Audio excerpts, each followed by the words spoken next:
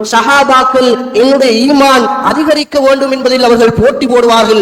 அல் குர்ஆனிய வசனங்கள் இறங்கினால் அதனை தன்னுடைய வாழ்விலே நடைமுறைப்படுத்துவர்களாக சஹாபாக்கள் இருந்திருக்கிறார்கள். ஒரே ஒரு வசனம் சஹாபாக்களுடைய உள்ளங்களை புரட்டி போடுகிறது. லன் தனாலுல் பிர்ர ஹத்தா துன்ஃபிகு மிம்மா துஹிப்பூன்.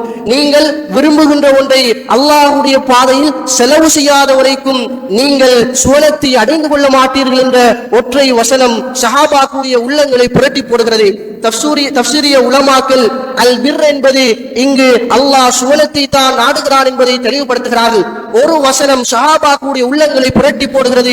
அபூ தல்ஹா ரலியல்லாஹு அவர்கள் இந்த வாசகத்தை செவியுற்றதும் அவர்களுக்கு மிகவும் பிரியமான ஒரு தோட்டம் பைருஹா என்ற தோட்டத்தை பலர்கள் பலவிதமான விலைக்கு கேட்டபோதும் அதை கொடுக்காமல் அழகு பார்த்தவர் இந்த அபூ தல்ஹா ரலியல்லாஹு அவர்கள். இந்த ஒற்றை வசனம் அவருடைய உள்ளத்தை மாற்றி போட்டு அல்லாஹ்வுடைய பாதையில் அந்த தோட்டத்தை அவர் அல்லாஹுக்காக தர்மம் செய்கிறார்.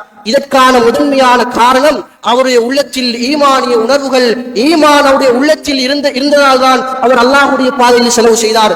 இன்று நாம் ஈமான்களை பற்றி பேசுகிறோம், அது நம்முடைய நடைமுறையில் கிடையாது. வெறுமனே நாவினால் மாத்திரம் ஈமானை பற்றி பேசுகிறோம். அன்றைய காலத்து சஹாபாக்கள் ஈமான் என்பது அவர்களுடைய உள்ளத்தில் ஆழமாக இருந்ததன் வெளிப்பாடு.